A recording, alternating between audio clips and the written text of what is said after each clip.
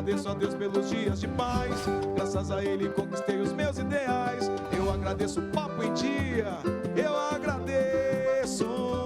A gente está de volta, são 11h56 até 12h30, o Papo em Dia. Lembrando que às 5h15 da tarde tem Nani Venâncio, hein?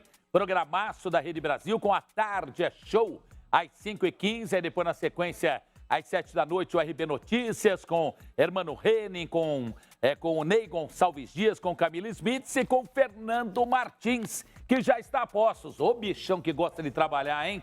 Eita, meu Deus, homem bem informado, hein? Fernando, bom dia. Antes da sua primeira notícia, eu quero me antecipar. Capa do Estadão de hoje. Cresce número de brasileiros que ganham salário mínimo. Em 2019, Fernando, 27.300.000 brasileiros ou brasileiras ou pessoas, não é? Recebiam no máximo R$ 998 reais. A maioria informais. Só que a lista, o grupo de escolarizados acaba engrossando essa fatia. Ei, Fernando, meu Deus do céu. E aí, meu irmãozão, bom dia. Bom dia, Fatioli. Bom dia para todo mundo que acompanha o nosso Papo em Dia aqui na Rede Brasil de Televisão. O desemprego deu uma recrudescida, né? Os últimos dados que foram divulgados nesse final da semana que passou. Mas o que você diz é importante, a informalidade. As pessoas, elas estão... Eu cheguei até a fazer uma reportagem aqui para a Rede Brasil dos desalentados. São aquelas pessoas que estão desempregadas há tanto tempo que elas até pararam de procurar emprego e acabam optando até mesmo por situações dentro da informalidade para garantir algum tipo de renda. Né? Olha, no outro dia eu estava lá na Avenida Paulista, que você também conhece, que o Brasil inteiro conhece, uma avenida importante de São Paulo, que tem muito comércio informal, tem muito ambulante, não é? Sim. Pois bem. Aí veio a polícia, os policiais que estão no trabalho deles, estão cumprindo ordens ou o que a lei determina, recolhendo. Aí quando eu vi, alguns eles não recolhiam. Alguns comerciantes ou ambulantes, não é? Eles não recolhiam. Eu falei, mas caramba, aí chamei o policial, até ele me reconheceu, foi até bom, que ajudou. Ele, Fatioli, falou, tudo bem? Falou, é bom que o senhor me reconheceu, vivo de notícia, né? E uma dúvida, esse pessoal, lógico, não está aqui porque quer. Tá? Porque precisa, também tem contas para pagar, como eu, como o senhor, falei policial, como todo mundo. Eles se viram do jeito que dá. Porque alguns vocês levaram as mercadorias e outros não. Claro, eu explico, porque a lei é clara. Aqueles que produzem o artesanato, que é a produção artesanal, podem ficar. Aqueles que estão comercializando o que já é industrializado, vai tipo esse prato, essa xícara, essa taça, esses não podem ficar. Eu não sabia, Fernandão, não sabia mesmo, viu? É verdade. O trabalho do artesão, ele é liberado. Há uma permissão mais clara em relação a isso para que os artesãos possam vender a sua arte nesses locais. Aí, quando você diz produtos industrializados, vale também bebidas, né? Cerveja, refrigerante, esse tipo de coisa. Aí não tem condição, não pode. Legal. E aí, hein? São 11h58, como eu falo. Olha a hora. Qual é a informação que você traz? Vai trazer às 7 da noite no RB Notícias, mas agora, dentro do Papo em Dia, Gisele Alves e eu, Décio Pitinini, queremos saber qual é a primeira que você traz. Pois é, a gente não tem como não começar a semana falando da questão do coronavírus, Fatioli. Inclusive, o nosso colega Gerson Camarote, da Globo News, ele publicou no blog dele, no portal G1, agora há pouco, uma informação de que o governo federal vai enviar hoje ao Congresso, lembrando, o Congresso volta hoje ao trabalho, eu vou falar disso daqui a pouquinho, o projeto de lei sobre quarentena para definir como repatriar os brasileiros que estão na província de Wuhan, na província de Hubei, na região de Wuhan, ali na China, para trazê-los de volta ao Brasil e dar o tratamento e o suporte adequado a esses brasileiros. Você viu quem está lá entre os brasileiros, né? A Milene Domingues. É verdade. Aquela que foi esposa de Ronaldinho, o Ronaldinho Gorducho, né? Isso. Do Ronalducho, enfim.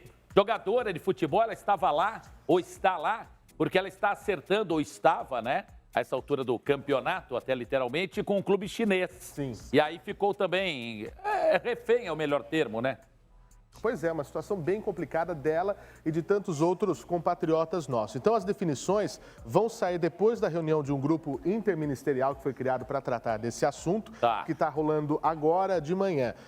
Esse grupo foi criado na última semana para tratar dessa questão de como trabalhar com a questão do coronavírus no Brasil. A Casa Civil vai coordenar essa ação e o que acontece é que também vai enviar nessa segunda ao Congresso esse projeto de lei para votação imediata, estabelecendo no Brasil a quarentena sanitária. O Mix Lorenzoni, ministro da Casa Civil, disse isso, que vai encaminhar o projeto. O acordo foi costurado ontem com Davi Alcolumbre e com Rodrigo Maia e que consiga aprovar até quarta-feira. E quando os brasileiros chegarem, já terão a possibilidade de fazer o resguardo. Essa é a notícia, ou seja, vamos retirar os nossos compatriotas de lá ao modo que outros países já estão fazendo e já fizeram, como o Reino Unido, Espanha, alguns outros países. A Milene, eu li até na internet na última semana, ela, aliás, namora atualmente com o André Luiz, que foi lateral esquerdo do São Paulo, do Corinthians, jogou no exterior, não é? E aí ela foi sozinha para lá, porque foi a trabalho, enfim. E aí ela falou, olha, minha sorte é que eu trouxe arroz, feijão, farofa, enfim, farinha, seja lá o que for. Eu estou me virando porque as ruas estão desertas. Não dá para ir nem no mercadinho da esquina, então ela estava se virando. Mas isso foi...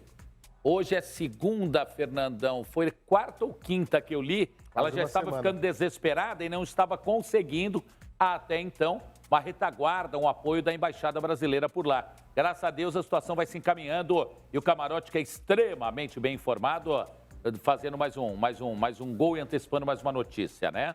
E eu trago também um destaque curioso, Fatioli. Quando a gente pensa, né, numa situação de emergência como essa e de perigo, a gente fica preocupado em como os governos reagem. Veja, o governo chinês construiu um hospital inteiro em 10 dias para receber os doentes de coronavírus. Repita, atenção! Atenção! Em quanto tempo? E é um hospital com 1.000 leitos. Em 10 dias foi construído, chamado Huoshenshan, o hospital. Treinei para falar isso, viu, Fatioli?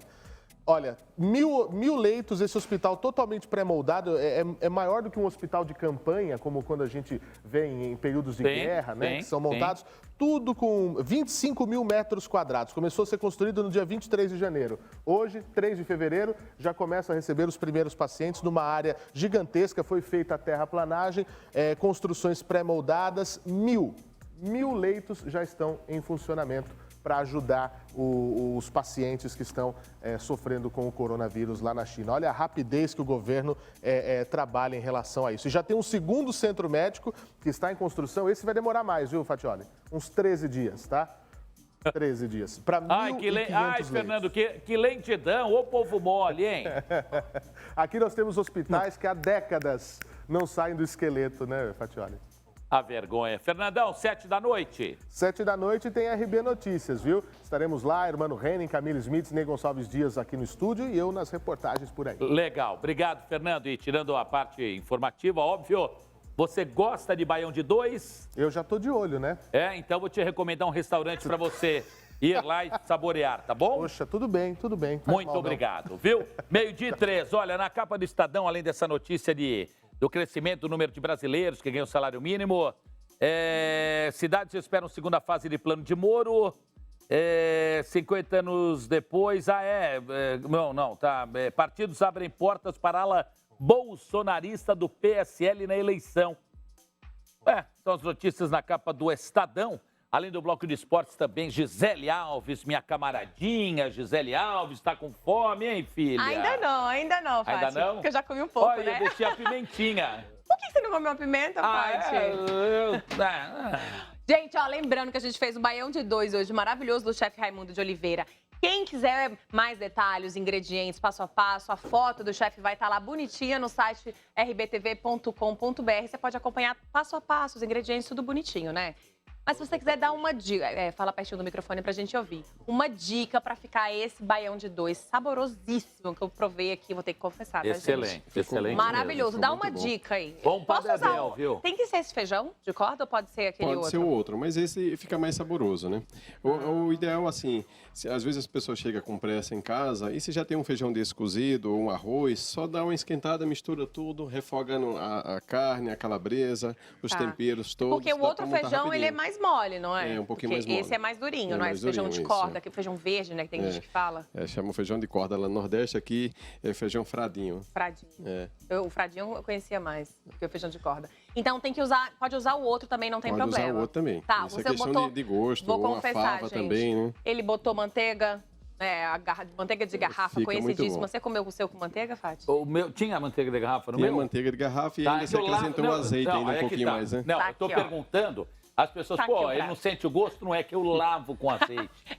Eu Tadinho, adoro. porque ele come rápido, gente. É, porque, puta, né, eu não tem que ser no mastigo, intervalo. pô. Tem que ser, não sabe É faz o mal, lá, né? esse prato aí que você vê no detalhe, nas imagens do nosso Rony, eu lavo com azeite, que é bom pra caramba, hein, pô? E você fez um ovinho ovo, aqui. um ovo Eu ia frito, falar zóio, porque- como é que chama? É, o zoião, como diz lá no Zoião. Nordeste, zoião, né? Quem tá de olho no zoião, meu amigo Rogério Rocha, ele é amigo isso é meu bom, de porque- Natal, Rio Grande do Norte, tá em São Paulo há muitos anos. Rogério, aquele moço de blusa azul que tá ali, tá olhando. Tira o olho do meu zoião, Eu fiquei hein? na dúvida se ele tava olhando pra você, pra Gisele ou pra mim, mas é pro Baião de Dois. É pro Baião de Dois. Ainda bem, ainda Ele bem. falou, quero matar a saudade do meu Nordeste, da minha Natal, comendo Baião de Dois. Pô. Esse prato típico, então, com o zoião faz parte, então. Faz parte, porque já é um prato bem rico com proteínas animal aí, então o que acrescenta mais assim, fica mais saboroso é um ovinho Tá. frito, Ô, né? tá. Combina muito Raimundo, bem, você é né? da onde? De qual região? Eu sou de Fátima, na Bahia. Fátima, Na cidade, o nome da cidade é Fátima. Cidade de Fátima, na Bahia. Tá, por exemplo, o Baião de Dois lá em Natal, Rio Grande do Norte, do meu amigo Rogério Rocha, ele é preparado de um jeito, na Bahia é de outro, Sim, Paraíba é de outro, verdade, muda. Fátima. Muda, isso. assim, muitos É. lugares vão mudando, vão acrescentando, né, algumas coisas, né? O pessoal brasileiro gosta de sempre acrescentar mais, inventar, né? Isso é muito Criando muito característica, né? Pra sem ficar bem dúvida, parecido da com o seu jeitão. Da sua região, sem dúvida. Você a garante. Com Fala, eu certeza. garanto. Eu garanto, com certeza. Novamente, aqui a gente fala mesmo para orientar, né, Marcelão, Tom, Cauê, para orientar as pessoas que saibam onde podem saborear um delicioso Baião de Dois ou uma pizza que é saborosa. Lá na Pizzaria Copan, que é no térreo do edifício Copan, região central da capital paulista. Ali o endereço qual é? É na Avenida Ipiranga, número é? 200, ali em Tá. frente do tribunal. Número 200, eu estou na loja 12. Ok? E o que eu fiquei contente é que o Fratiola, ele não só comeu aqui, como ele fez também Uma marmita para marmitinha. viagem. É de Isso foi lei, muito é de bom, lei. né? Isso, você fez marmita, Fati? É que eu no caminho eu sempre encontro pessoas Olha, olha o para papo. poder fazer a doação do alimento, né? Aham. Para, E se pô. você não encontra? Eu trago de volta. Ah, que mentira. Nunca me viu voltando Vocês aqui mais acreditam tarde? nisso, Trago, não? pô, para, Isso você. é muito importante. Senão Ó, aquele deixa eu gostoso. abraçar a Silvia Design. Silvia que tem a sua loja, não é? Mulher Gato. Ah, a Silvia, hein? Adorei Que é ela, nossa viu? parceira com o novo mobiliário, não é? Estamos com novos móveis, em breve ainda essa semana, se não me falha a memória, Sim, a gente não vai é? continuar. Durante toda a semana, cada dia a gente vai mudar alguma coisa. Tá. Obrigado ao Henrique Frenedo, o Henrique que é o responsável por isso, que foi buscar no mercado parceiros. Henrique Frenedo, parabéns. A cozinha também será toda ela repaginada. Já mudamos parte das cadeiras, esse mobiliário aqui, a parte das entrevistas, não tem mais o sofá, como você viu. Agora são mudou, tá diferente. As poltronas, né? Vamos falar de esporte, não é? 12:08. Ei, Fernando Vanucci, meu irmãozão, bom dia, tudo bem? Como vai, Fatioli? Bem, prazer em recebê-lo, hein, rapaz? Ah, prazer é meu estar Você aqui tirou umas com férias, você ficou aí. todas as manhãs agora, né? Com certeza, pô. Nem todas as manhãs ao Sim, vivo, sim. mas todas as manhãs, início de almoço, né? Aquela Baião de dois é da sua preferência? aquele baiãozinho de 2, né? De 3. Ó, fiz a lição de casa, Vanucci, deixei só a pimenta. Ah, legal. E aí, vamos lá, Vamos começar vai. com a quarta rodada do Campeonato Paulista? Sim, vamos. Então tá. Obrigado, gente, pelo carinho da sua audiência. Obrigado por você estar aí nos acompanhando. Olha, Corinthians e Santos, em Itaquera, foi ontem de manhã. 1 minutinho de jogo. Cruzamento de Fagner pela direita. A bola passou pela zaga santista. Passou pelo Bozelli, chegou a Everaldo, que livre de marcação, chutou cruzado. Na saída do goleiro, abrindo o placar.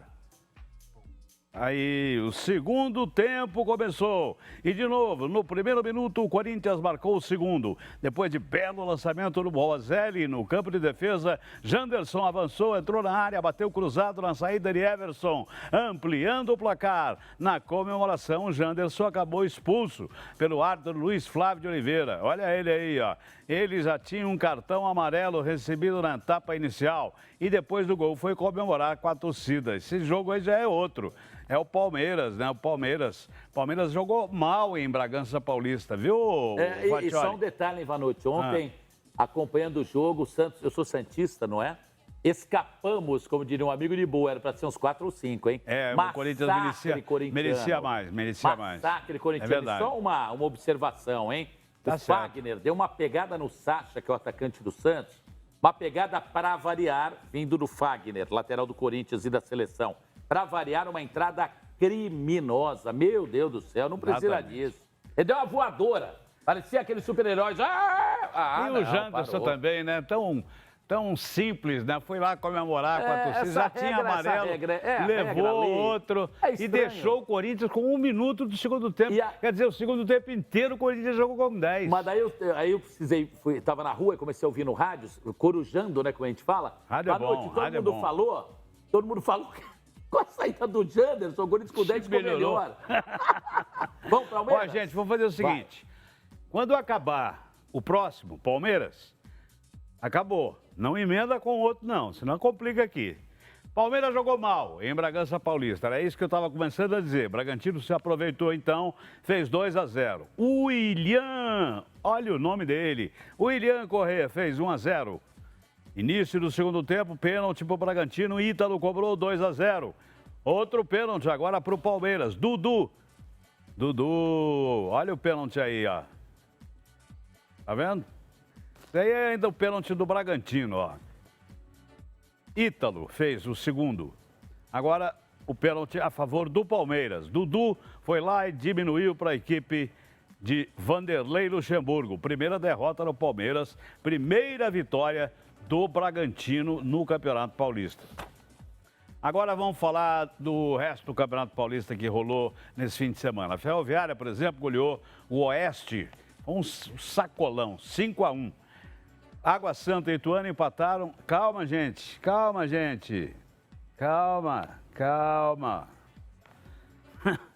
Água Santa e Ituano empataram 1-1. E o Guarani venceu em Campinas. O Santo André venceu por 2-1. Hoje a 4ª rodada. No Paulista ainda tem mais 3 joguinhos. Quer saber quais são? Quero. Agora.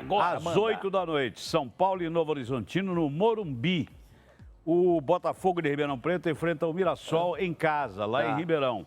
Santos e Ponte Preta. Tem jogo às 5 da tarde também. Inter de Limeira e Ponte Preta. Marcelão, cinegrafista São Paulino, gritou ali 5-0 São Paulo. 5-0. Menos, hein? Menos, né, Vanucci? Acho que é demais, hein? Eu também tô achando, viu? No Horizontino não é tão ruim assim, não. Santos e Ponte Preta lideram o Grupo A. Santo André e Palmeiras lideram o Grupo B. São Paulo e Inter de Limeira, o Grupo C. Corinthians e Guarani estão na liderança do Grupo D. Agora sim, vamos para a Taça Guanabara, primeiro turno do Campeonato Carioca, 5ª rodada. Madureira e Bangu, 0-0. Fluminense perdeu para o Boa Vista, 1-0. E teve mais, hein? Teve o clássico no estádio Newton Santos. Agora sim, clássico de ontem no Engenhão, poderia ter sido outro 0-0. Mas o Botafogo fez um gol salvador no último minuto de jogo. Foi um gol diferente. Dá uma olhada aí, ô Fatioli. Igor Cássio, ele tentou, não deu, mas na volta ele fez de peito. Dá para mostrar de novo aí esse gol do Botafogo? Ele fez de peito. O Renato Gaúcho já tinha feito gol de barriga, né? De barriga, pelo Fluminense contra o Flamengo. Agora o Igor Cássio do Botafogo fez um de peito. Vamos ver de novo o gol? Só o golzinho do Botafogo? Pode ser, não? Aqui eu acho que o pessoal aqui é contra o Fogão. Então tá bom. Eu sou Botafogo, gente, pelo amor de Deus. Bom, Boa Vista e Botafogo lideram o Grupo A, o Grupo B tem Fluminense e Madureira na frente, mas hoje isso pode mudar, sabia? Por quê? Porque às 6 da tarde o Volta Redonda pode assumir a liderança do Grupo B, vai jogar contra a Portuguesa. Mas às 4, mais cedo, tem Macaé e Cabo Friense, esse já não vale mais nada não. À noite tem o Flamengo, voltando com o seu time titular. Volta com todo mundo? Com todo mundo, inclusive com o Gabigol, jogando com a camisa 24 em protesto contra a homofobia que surgiu por causa do diretor do Corinthians, do Ílio Monteiro Alves, que não quis colocar o número 24, que é o...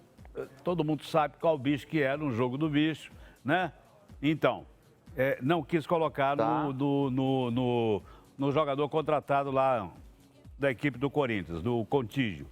Muito bem. Então, o Flamengo volta com o time titular, enfrenta o Resende, que não está fácil também, está muito bem o Resende. Sim.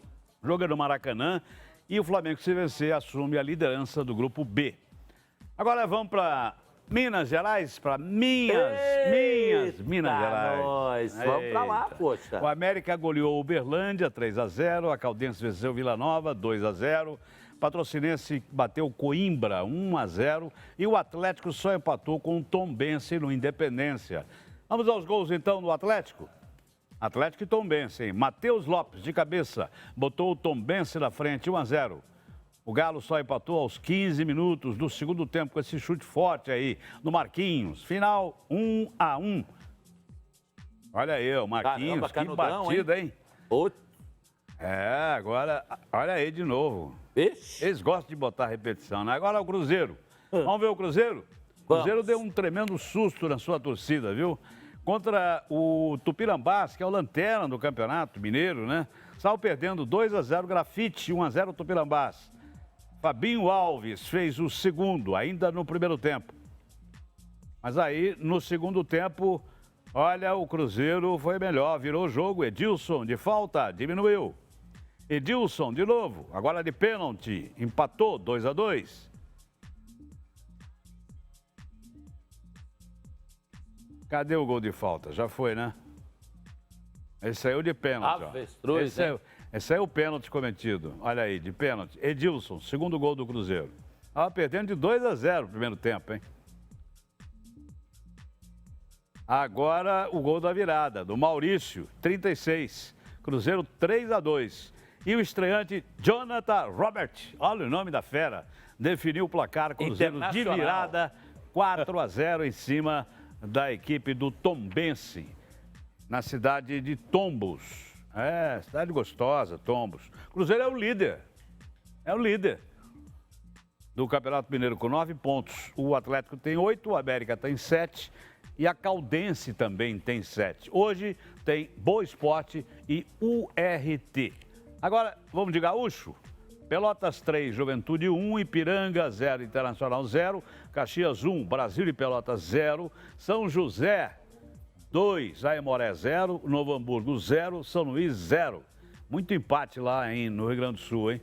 Hoje o Grêmio enfrenta o Esportivo de Bento Gonçalves em sua arena em Porto Alegre. Aliás, falando em futebol de hoje começa também o quadrangular final no pré-olímpico e o Brasil está na parada. O Brasil vai enfrentar a Colômbia, dona da casa, né? Desse quadrangular saem os 2 classificados para as Olimpíadas de Tóquio agora, neste ano de 2020. 2 jogos hoje, Argentina e Uruguai, às 10 da noite. Favoritismo total dos argentinos, aliás, devem ser os adversários do Brasil na final desse quadrangular. Logo depois, Brasil e Colômbia. A lamentar, o Fatioli, o que aconteceu no clássico catarinense, né? Figueirense e Avaí, no Orlando Scarpelli, lá em Florianópolis, depois de uma suposta provocação que partiu do banco de reservas. Tem imagem aí, não terão? Para as arquibancadas, paralisando o clássico entre Figueirense e Avaí por mais de 20 minutos. O volante Bruno Silva, ex-Ponte Preta, ex-Botafogo, ex-Internacional, contra um torcedor que tentou invadir o gramado. Revoltado, torcedor entrou em campo, chegou ao banco de reserva do Avaí, derrubou o goleiro Gledson com uma rasteira, tipo golpe de judô, né? E com o torcedor no chão, o Bruno Silva saiu do banco de reserva, deu um chutaço no torcedor, mas pegou no goleiro, coitado. No próprio companheiro de time, o Gledson, estava no chão.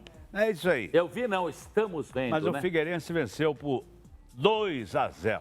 Legal, meu caro Fatioli, isso é só hoje, por enquanto. Queria que você falasse aquele termo que te acompanha há tantos e tantos anos e que se de repente a pessoa tiver assim, olhos vendados, se você falar aquele termo, a pessoa fala, Fernando Vanucci, fala, alô, por você. favor. Aê! Repete, vai. Eu vou repetir e dar só uma notícia finalzinha aqui. E depois você vai sentar aqui para provar o Baião de 2, fala. Ok? Registrar 2 fatos absurdos do futebol nesse fim de semana. O primeiro, eu já falei, a expulsão do Janderson, do Corinthians. Né? E o segundo foi o Neymar.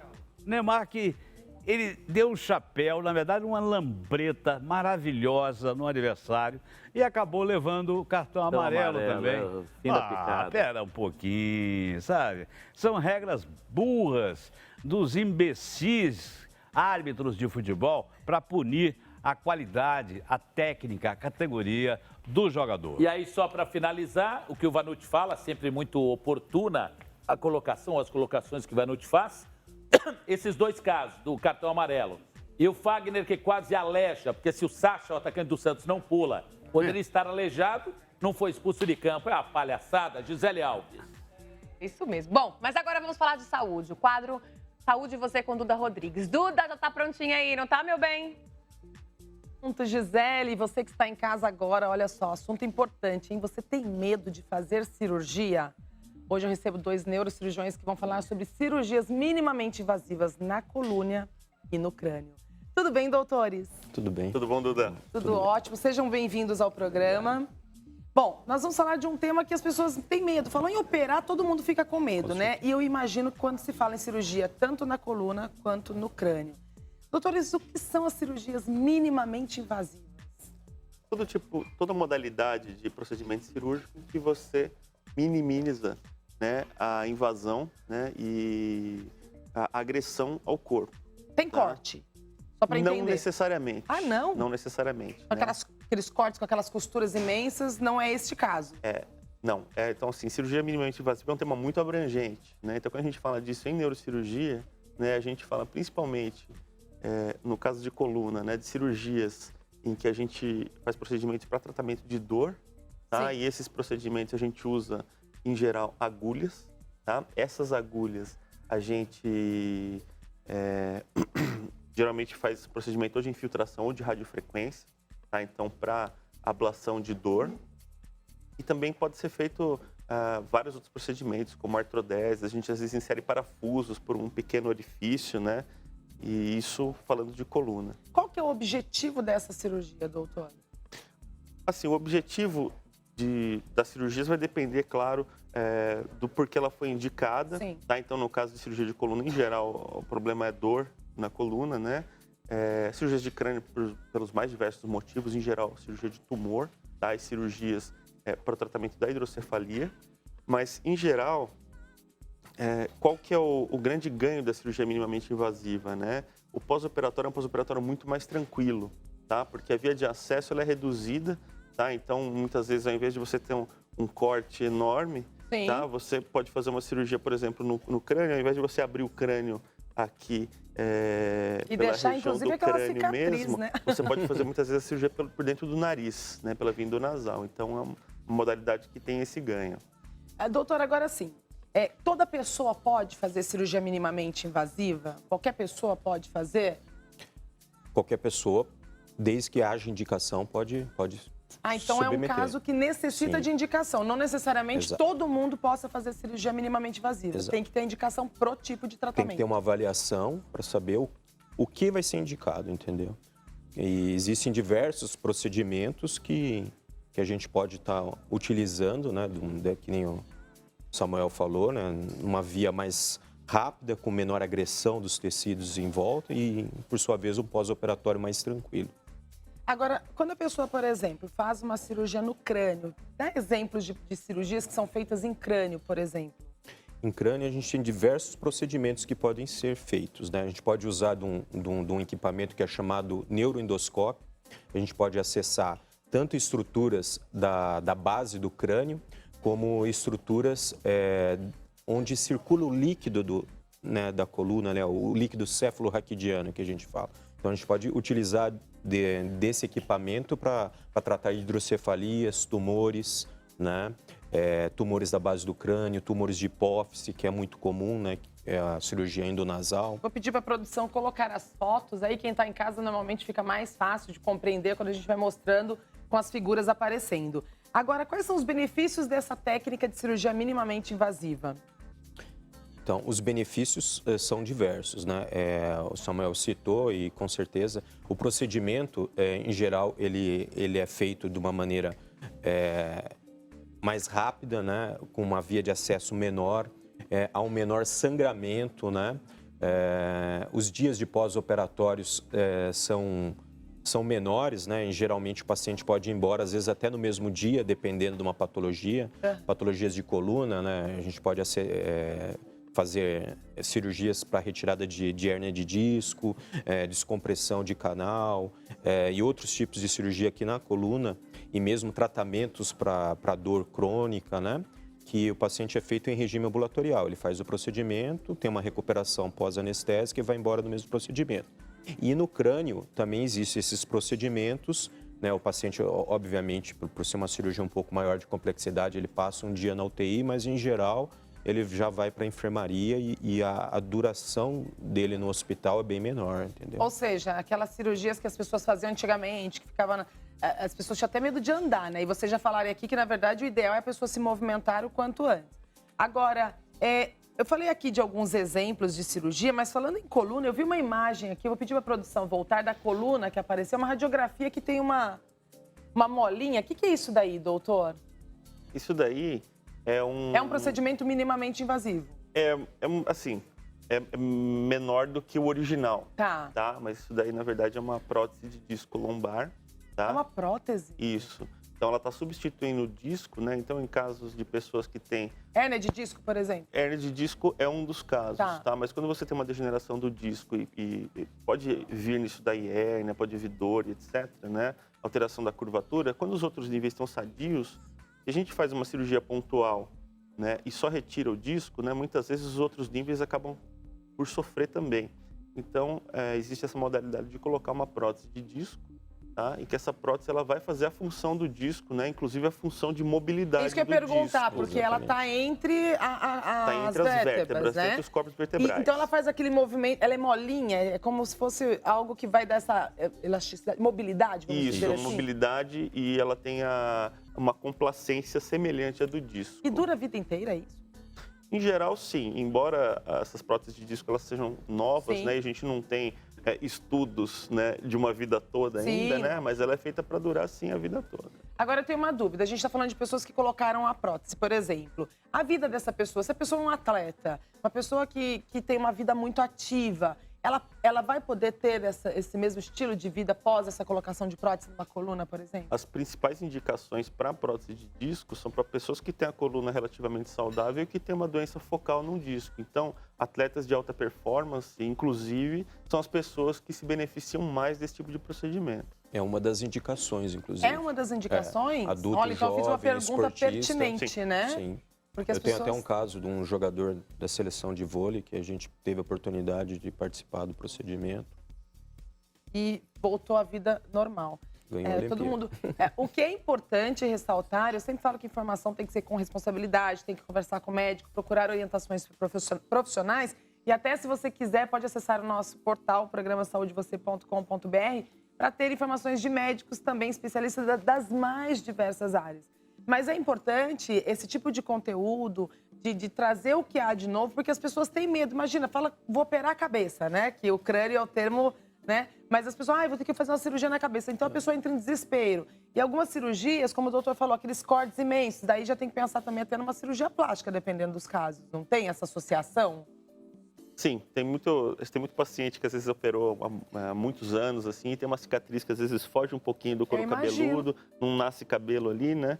E isso, principalmente pacientes jovens, ficam muito incomodados, né? Eles são mais preocupados com a estética e eles acabam solicitando muitas vezes para a gente, né, juntamente com o cirurgião plástico, fazer um procedimento de correção. Imagino. Agora, o doutor estava falando da questão da UTI, tem dia que sai. O tempo de cirurgia, normalmente, ele é menor do que o tempo de uma cirurgia convencional por ser minimamente invasivo? Sim, a internação, ela passa a ser de, assim, muitas vezes de uma semana para poucos dias. Tá? Então, uma semana é o tempo convencional? Em geral, tá? Mas, assim, então, a gente tem ganho do ponto de vista de custo, tá? Do ponto de vista de complicações, porque a gente sabe que uma internação hospitalar, ela leva a um aumento do risco de infecção e de outras complicações. Isso daí é o quê, doutor? A gente está mostrando imagens aqui. E o paciente, ele acaba se recuperando de uma forma bem mais rápida, né? A cirurgia é menos traumática, né? Já colocaram. Olha só, doutor, essa imagem que eu perguntei, que tipo de cirurgia é essa? Isso é um procedimento minimamente invasivo, né? É uma cirurgia de coluna, tá?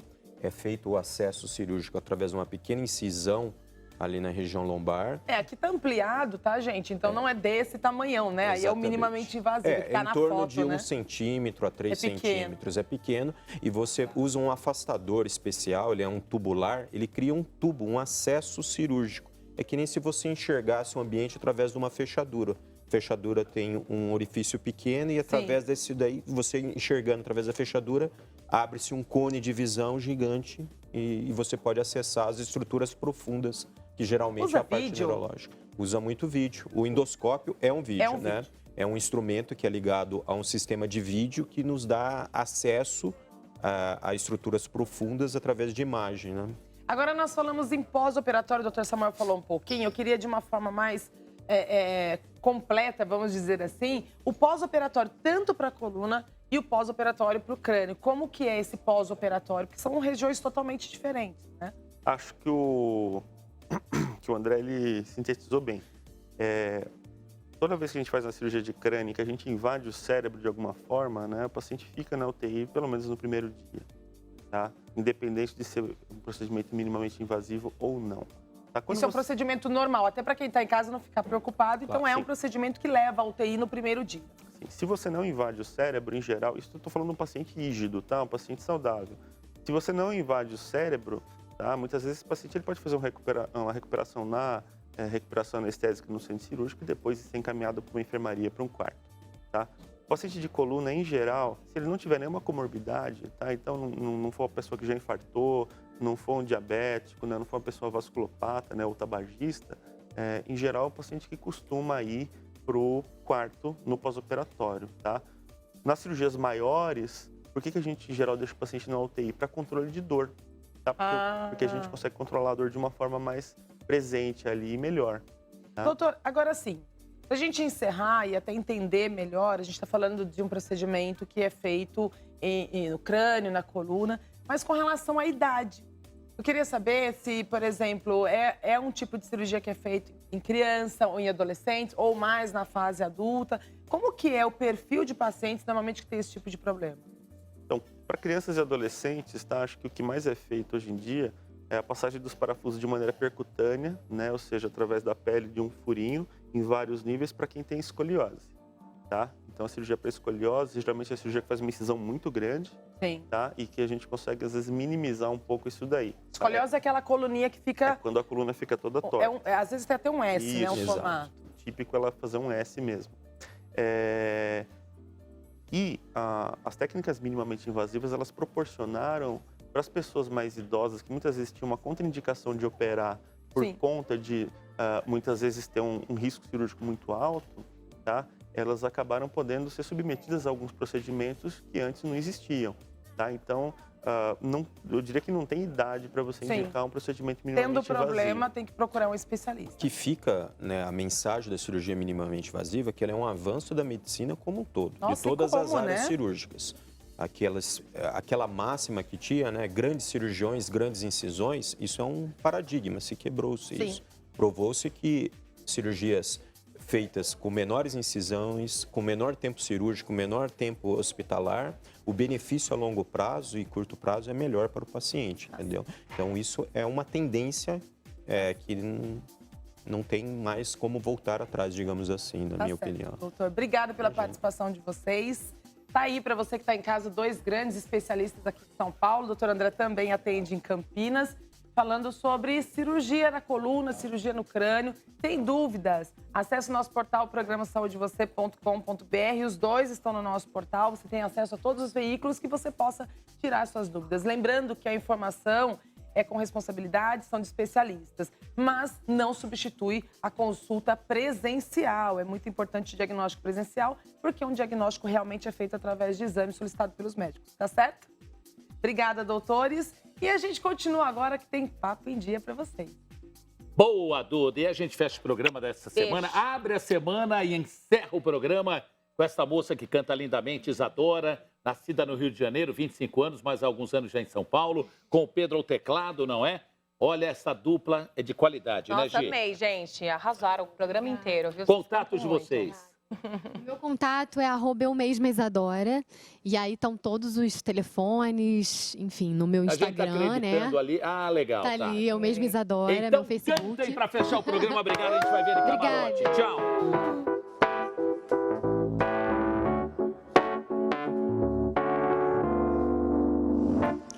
I know your eyes in the morning sun. I feel you touch me in the pouring rain. And the moment that you wander far from me, I wanna feel you in my arms again. And you come to me on a summer breeze, keep me warm in your love, and you softly speak, and it's me you need to show. How deep is your love? It's your love. How deep is your love? I really need to love, 'cause we're living in a world of fools, breaking us down, and we all should let us be. We belong to you and me. O programa a seguir contém o recurso de audiodescrição.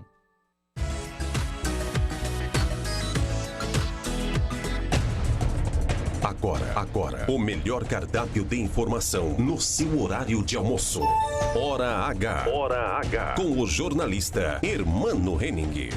Olá, meus amigos, boa tarde. Nós estamos iniciando mais uma vez o programa Hora H aqui dos estúdios da Rede Brasil de televisão. Você acompanhou até agora o meu querido companheiro Luciano Faccioli com Papo em Dia, com uma moça que canta bonito em inglês. Aí, Isadora. Isadora, muito bom. Muito bom. É o programa diário de entretenimento, não é? Com o querido Luciano Faccioli e a Gisele Alves. A partir de agora você tem meia hora de notícias e comentários aqui nos estúdios da Rede Mais FM e aos companheiros da Rede Mais, as emissoras distribuídas pelo estado de São Paulo, também lá pelo norte do Brasil e Brasília, o Hora H no rádio.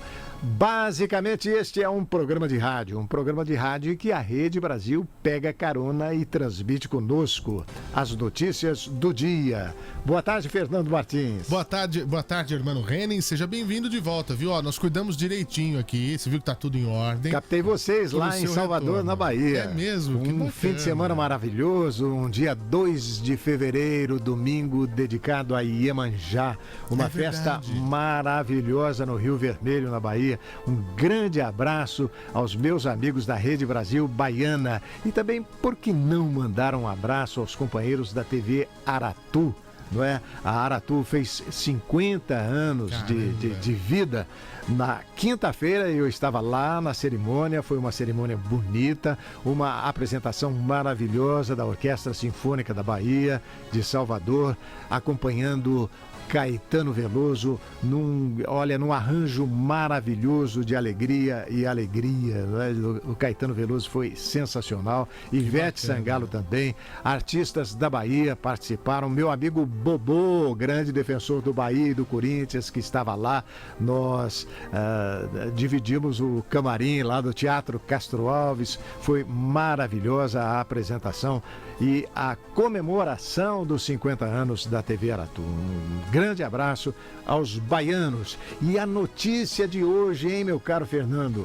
Pois é, temos muitas informações para o nosso Hora H. O Brasil pintando aí nas redes sociais e também nos sites de informações e notícias a história de que o governo brasileiro finalmente decidiu trazer de volta os brasileiros que estão em Wuhan, na China, e provavelmente isso vai acontecer amanhã. Pois é, já inclusive em que localidade do Brasil eles podem ficar em quarentena. Não sabem ainda. Já saiu algumas possibilidades. Ou uma cidade do Nordeste, ou Anápolis, em Goiás, ou Florianópolis, capital de Santa Catarina. E a gente explica por que dessas localidades daqui a pouquinho, irmão. Então, brasileiros devem ser trazidos da China até sexta-feira, diz aqui o UOL, mas... Não, o G1, mas o UOL já adianta que eles serão trazidos amanhã. Então, já evidentemente deve ter um avião da Força Aérea Brasileira indo para lá. O governo quer uma MP. A questão legal dessa história tem que passar, inclusive, pelo Congresso. Pelo Congresso, né? Que retoma as atividades hoje, justamente. Então, acabou o intervalo de férias dos nossos políticos e hoje eles voltam. O governo quer MP para mandar avião pegar brasileiros na China até amanhã. MP é uma medida provisória, não é? Não é um decreto-lei, não é um projeto de lei, não é nada, mas quando existe uma, digamos assim, uma coisa urgente a ser feita, então o presidente da República manda lá para o Congresso e para eles trazerem, providenciarem o legal, né? A atitude, os instrumentos legais para poder mexer com essa história de trazer os brasileiros que estão lá na China, é claro, com medo dessa gripe. Gripe não, né? Um surto de epidemia. Não chega a ser uma gripe. Os sintomas são muito parecidos. Dizem, novo coronavírus. Novo coronavírus. Mas, Fernando, o que mais temos de notícia? Antes de você dar as notícias de hoje propriamente, sim, eu posso até adiantar que o Estado de São Paulo já trouxe de manhã, é claro, na sua versão impressa, essa notícia que o governo promete trazer brasileiros de Wuhan. Decidiu enviar um avião para repatriar os brasileiros que se encontram naquela cidade chinesa, no epicentro do surto do coronavírus. A doença, pelo menos até o fechamento do jornal, hoje eu acredito que esse número já tenha aumentado.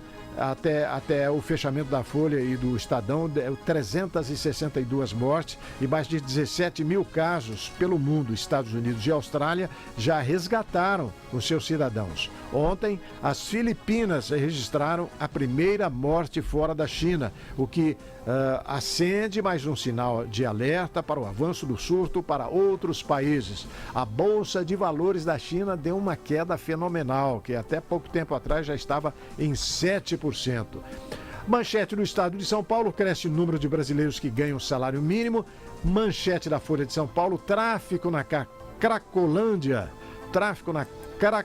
de São Paulo arrecada 9 milhões e 700 mil reais por mês. Por trás daqueles infelizes e viciados que estão ali, né, existe a atividade criminosa e que estaria a cargo do próprio PCC, que manobra aquilo lá, dando um lucro de 9 milhões, quase 10 milhões de reais por mês para o tráfico na Cracolândia de São Paulo. Agora eu passo a bola para o meu companheiro Fernando Martins dar as manchetes e também as notícias importantes de hoje. Muito Fernando. bem, os outros jornais do Brasil, irmão, o Globo traz um destaque importantíssimo. 10 estados já têm mais aposentados que servidores da ativa. Pois é, como é que o governo, como é que a sociedade aguenta isso, né? Pois é. É manchete do Globo, do jornal O Globo, que circula no Rio de Janeiro e em todo o Brasil, sim, na edição nacional do Globo. O Rio Grande do Sul é o caso mais extremo. Há quase 2,9, quase 3 inativos para cada funcionário da ativa. Então, que relação complicada. O pessoal tem que trabalhar para manter o pessoal que está lá, né? Aquele que é aposentado. Manchete do Globo de hoje. Estado de Minas traz o seguinte destaque: magistrados de Minas Gerais receberam 76 milhões de reais em benefícios em 2019. Pagamentos de auxílios moradia, saúde, alimentação, transporte, entre outros tipos de gratificações no TJ Mineiro. Isso aí tem outro nome, penduricalho. Né? Jornal O Tempo também de BH, à espera de soluções, Belo Horizonte ainda vai sofrer com chuva. É o pessoal lá de olho, né, no clima, o jornal O Tempo de Belo Horizonte. Pelo Rio Grande do Sul, 0 Hora destaca: brasileiros deixarão Wuhan, epicentro do coronavírus. Jornal Diário Gaúcho, com uma triste manchete, irmão: bebê é morto em ataque a tiros. Isso aconteceu em Porto Alegre, 4 adultos ainda foram baleados nessa ação criminosa, né? Também de Porto Alegre, o Correio do Povo, depois de apelo, o governo buscará brasileiros na China. Esse que eu acho que é o maior destaque do dia, né? Valor econômico, com juros menores, dívidas das famílias voltam a crescer. Parece que o pessoal não sabe se dá muito bem com crédito, né? Jornal A Tribuna do Espírito Santo, também uma triste notícia. Grande Vitória registra um tiroteio por dia. Caramba. Na região da Grande Vitória, onde temos uma audiência muito grande pela Rede Brasil de televisão. Correio Brasiliense do Distrito Federal, para você que nos acompanha no rádio e na televisão, governo vai resgatar brasileiros na China. E para finalizar, os jornais do Nordeste, Diário de Pernambuco traz esse destaque, Folha de Pernambuco também. Brasileiros que estão em Wuhan serão repatriados. Jornal do Comércio, volta às aulas, 250 mil veículos a mais nas ruas. E por fim, a Tarde da Bahia, uma triste notícia a respeito da conservação do patrimônio histórico de Salvador. 1/3 dos casarões do centro de Salvador está em alto risco, irmão.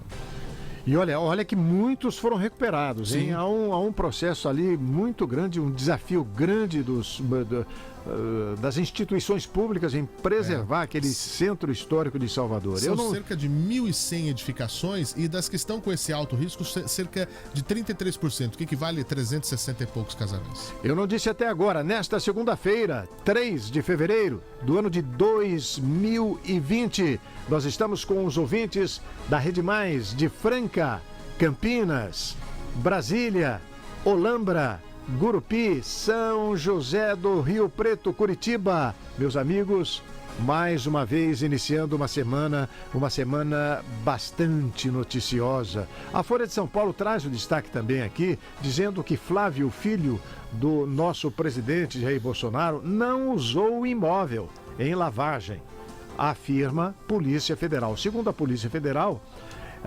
não há indícios de que o senador Flávio Bolsonaro tenha lavado dinheiro com imóveis e cometido falsidade ideológica eleitoral.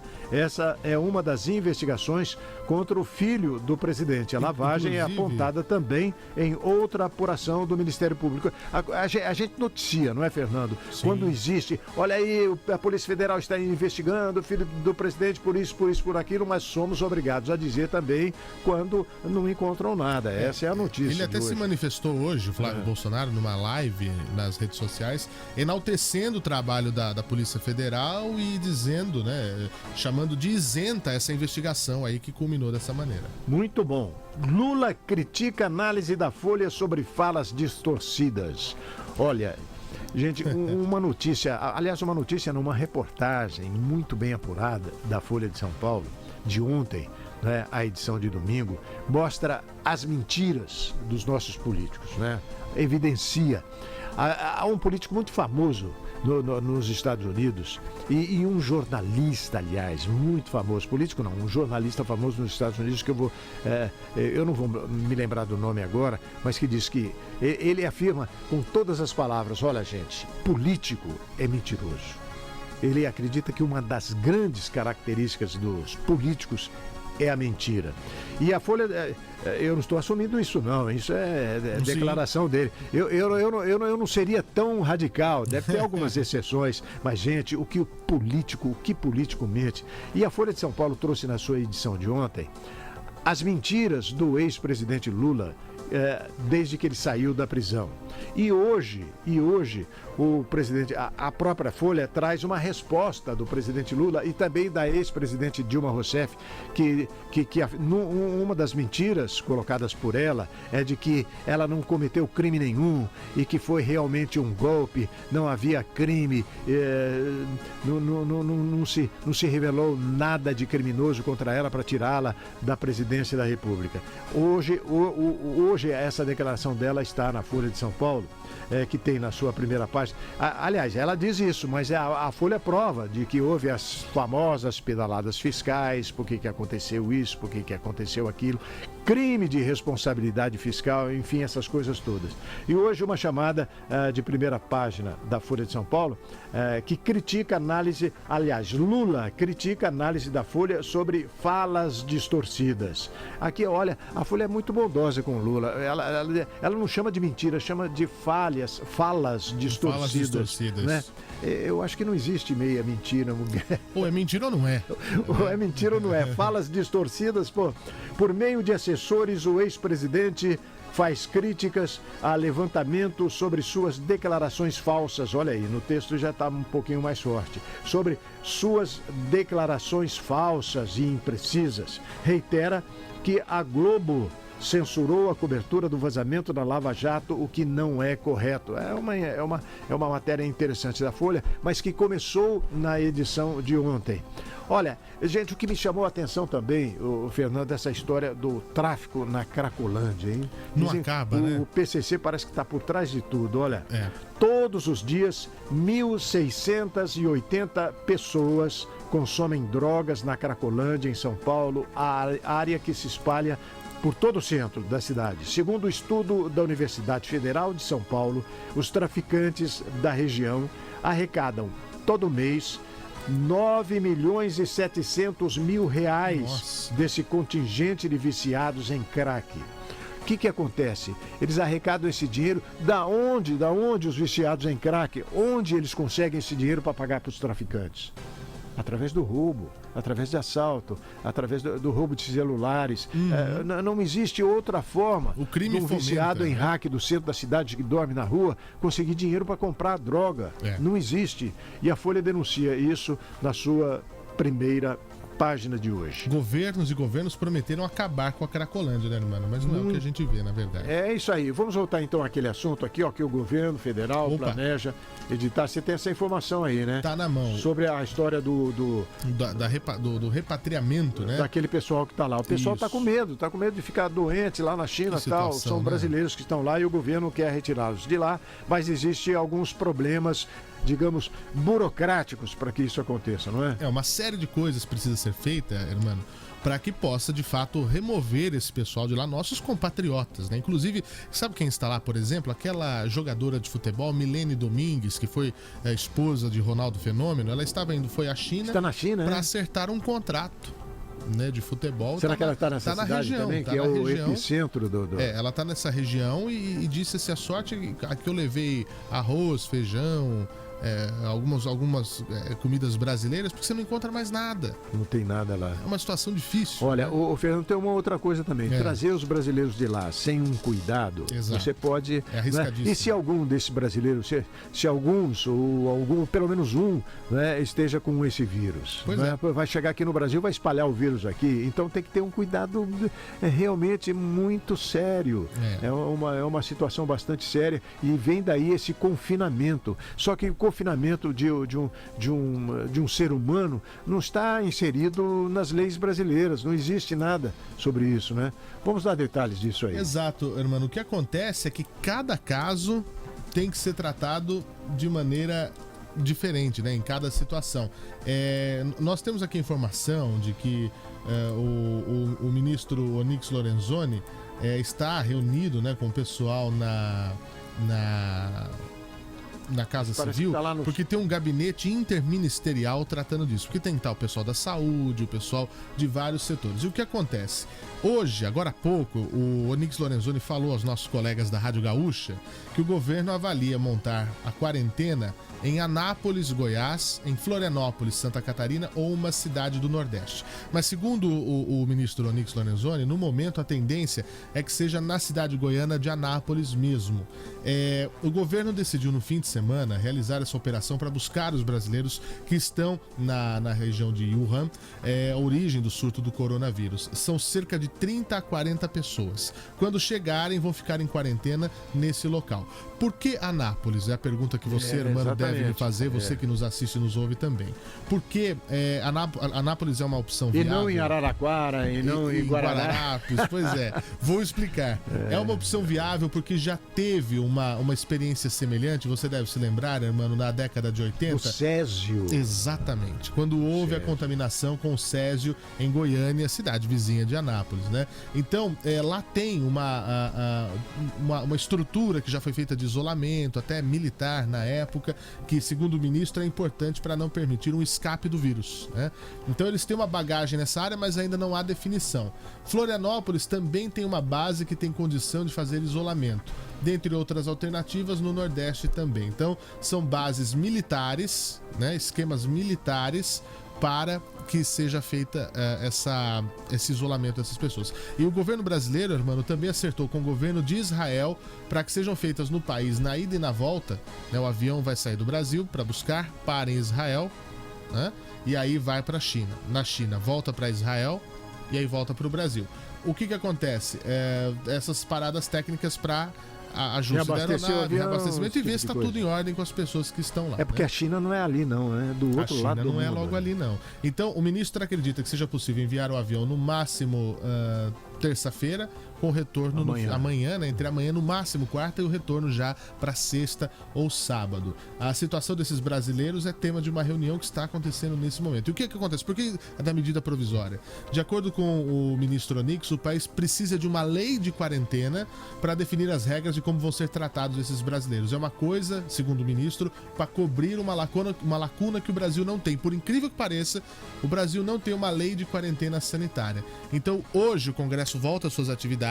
Já houve uma costura ontem com Davi Alcolumbre e Rodrigo Maia, presidente do Senado e também da Câmara, para ver como fazer isso e aprovar de uma maneira bem rápida para que tudo termine bem. Está aí as informações sobre o coronavírus, e que está provocando aí um problema grave também no setor financeiro. Né? Sem dúvida. Os países do mundo inteiro. A China hoje é o principal parceiro comercial do Brasil, né? Então existe também um certo temor do próprio mercado brasileiro em relação a isso tudo. Nós estamos transmitindo aqui um programa de rádio pela Rede Mais FM. O nome desse programa é Hora H. Ele começa ao 12:30, ao 12:30, porque é meia hora, não é meio-dia. Enfim, 12:30 nós começamos, 1h da tarde a gente termina pela televisão e continua mais meia hora pela Rede Mais FM, com Franca, Campinas, Brasília, Olambra e a cidade de Gurupi, no Tocantins. Um detalhe aqui, já que a gente, para terminar com esse assunto aqui de coronavírus, vamos dizer que a epidemia do vírus chinês acumula recordes, segundo a própria Folha também. Hoje eu estou citando bastante a Folha, na edição impressa de segunda-feira traz muita notícia. A epidemia do novo coronavírus trouxe várias marcas inéditas de rapidez, algumas polêmicas, pesquisa do vírus, construção de um hospital. Essa história desse hospital é incrível, hein? Em 10 dias. Em 10 dias construíram um hospital com 1.000 leitos. E tem outro de 1.500 leitos, mas esse vai demorar mais, viu, irmão? Esses vão ser 13 dias. Já em construção também. 13 dias. 13 dias para um hospital de quantos leitos agora? 1.000. De 13 dias, 1.500. 1.500 leitos. Aqui nós temos hospitais que estão na carcaça há décadas. Em Guarulhos tem um hospital lá que faz 3 anos que está sendo feito. Enfim, mas vamos continuar aqui. Pesquisa do vírus, construção de hospital, quarentenas e disseminação de fake news. O Brasil anunciou que resgatará seus cidadãos da China, que pediram ajuda, como a gente já exemplificou aqui, já disse aqui com bastante detalhes. E tem uma outra questão. Ontem a China reportou um surto de gripe aviária na província de Hunan. Desgraça nunca vem sozinha. É uma outra província, é a gripe aviária H5N1. O governo chinês abateu 18 mil frangos, segundo a agência Bloomberg. Então é um surto que já matou 4.500 de quase 8.000 galinhas de uma propriedade, e depois da propagação do vírus, o governo precisou abater mais de 10 mil. Não foram relatados casos de infecção humana por esse vírus em 2003. E desde 2003, a gripe aviária H5N1 matou quase 500 pessoas pelo mundo. Vamos lembrar. Gente, eu chamei aqui uma informação sobre o filho do Bolsonaro, né, que foi, de uma certa forma, isentado pelo menos de investigação da Polícia Federal, né, que livrou ele de 2 crimes. O inquérito sobre a declaração de bens e transações de imóveis não encontrou indícios de falsidade ideológica e lavagem de dinheiro de Flávio Bolsonaro, filho mais velho do presidente da República, Jair Bolsonaro. A investigação da Polícia Federal concluiu não haver indícios de que ele tenha cometido crimes de lavagem, deixa eu ver aqui o que mais, lavagem de dinheiro e de falsidade ideológica. No inquérito eleitoral que mira tanto as negociações de imóveis feitas por ele, como a sua declaração de bens na eleição de 2018. A previsão é de que o relatório final da polícia sobre o caso seja entregue à Justiça nos próximos dias. É aquela história lá da loja de chocolate. Onde é que era aquela loja? Em Brasília, não é? Em Brasília, a loja de chocolate que, segundo a denúncia, era usada pelo filho do presidente da República para lavagem de dinheiro. O resultado apurado pela Polícia Federal sobre o filho do presidente não coincide com os elementos encontrados em um outro inquérito do Ministério Público do Rio que apura a prática de rachadinha. Isso aí é outra história e que a notícia divulgada hoje pelo UOL traz para o seu público. Muito bem, em meio à crise com Fux, Toffoli cobra previsibilidade no judiciário. Supremo Tribunal Federal fará audiências públicas sobre juiz de garantia. Bolsonaro diz ao Supremo Tribunal Federal que não cometeu ilícito contra o jornalista Glenn Greenwald, do site Intercept. Afastado do perfil democrata, Iowa quer manter influência nas primárias dos Estados Unidos. É o primeiro estado americano a apresentar suas primárias, a fazer a eleição das primárias por parte do Partido Democrata. E, geralmente, o candidato escolhido lá em Iowa acaba sendo escolhido também pelo conjunto do país, né? Por isso que é bastante importante esta primeira eleição, né? A primeira primária, por isso que se chama, são as primárias, para que os partidos, no caso os mais importantes deles, o Partido Democrata e o Partido Republicano, escolha seus candidatos à presidência da República. O candidato praticamente já escolhido à presidência pelo Partido Republicano será o próprio presidente Donald Trump, que já anunciou a sua candidatura, não é? Candidatura para um segundo mandato. E por isso que a escolha do partido opositor ao Partido Conservador, Partido Republicano, é o Partido Democrata, que começa a jornada, a maratona para a escolha do seu candidato nas eleições que vão ocorrer ainda no ano que vem. É isso aí. Mais algum detalhe, mais algum detalhe aí? Um destaque aqui do Brasil, irmão, lembra do caso da cerveja Belo Horizontina, da cerveja Pois é, parece que subiu morreu para mais 5, uma vítima. exato, o número de mortos por conta de relação com o consumo com essa cerveja, né? João Roberto Borges, de 74 anos, estava internado no Hospital Madre Teresa e ele era juiz titular da 28ª Vara do Trabalho de Belo Horizonte. O dietilenoglicol foi encontrado no sangue de uma dessas vítimas, né? Dessa vítima também. A Polícia Civil confirmou hoje essa morte. São 5 casos investigados. Desses, já foi confirmada a presença da substância tóxica, né? Segundo a polícia, o corpo do juiz foi encaminhado ao Instituto Médico Legal para a necrópsia. A Secretaria de Estado da Saúde de Minas Gerais informou que subiu para 30 o número de casos suspeitos de intoxicação por dietilenoglicol. Desses, 22 casos registrados em Belo Horizonte e os demais nas cidades de Capelinha, Nova Lima, Pompéu, Ribeirão das Neves, São João del Rei, São Lourenço, Ubá e Viçosa. Por nota, a cervejaria informou que, em relação às mortes, a Baker compartilha da dor dos familiares e, ainda que inconclusas as investigações, continua prestando o suporte necessário para todos os atingidos. Eu começo a pensar aqui comigo, qual é o futuro dessa empresa agora? Eu não consigo ver. Puxa vida. Não consigo ver um bom futuro, né? É uma pena. O pessoal que não toma mais nem cerveja em Belo Horizonte, não precisa ser nem da marca Belo Horizontina, não. Tomar cerveja em Belo, não. Pois é. Escolher uma outra bebida aí. Então, os mortos são Pascoal Dermantini Filho, de 55 anos, Antônio Márcio Quintão de Freitas, de 76, um homem de 89 anos que não teve identidade revelada, uma mulher de 60 que também não teve identidade revelada e agora o juiz João Roberto Borges, de 74 anos, irmão. Sou capaz de apostar que o consumo total de cerveja no Brasil vai diminuir, hein? Não é difícil, não. Agora, você vê, né? Eu estive lá na festa da grande festa da Bahia, de Iemanjá, o dia 2 de fevereiro, é comemorado assim com muita intensidade pelo povo baiano, né? O consumo de cerveja é impressionante. Eu acho que o pessoal não está pensando nessa cerveja de Minas Gerais, não. Cada metro quadrado tem 3 vendedores de cerveja.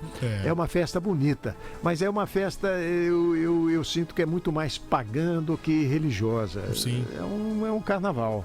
né? É um carnaval.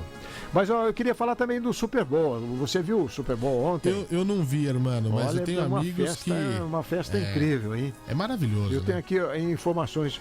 O Super Bowl, na realidade, como ele envolve fãs também, o pessoal que gosta desse esporte que eles chamam de futebol americano, que é diferente do nosso, é feito com as mãos.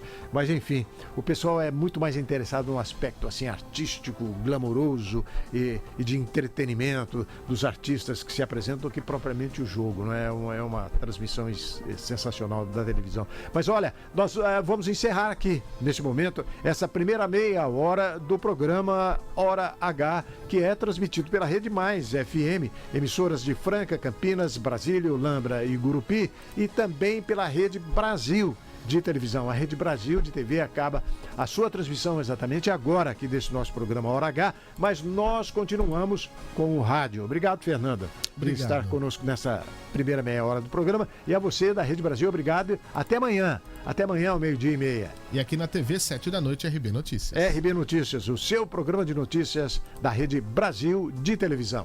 Até lá.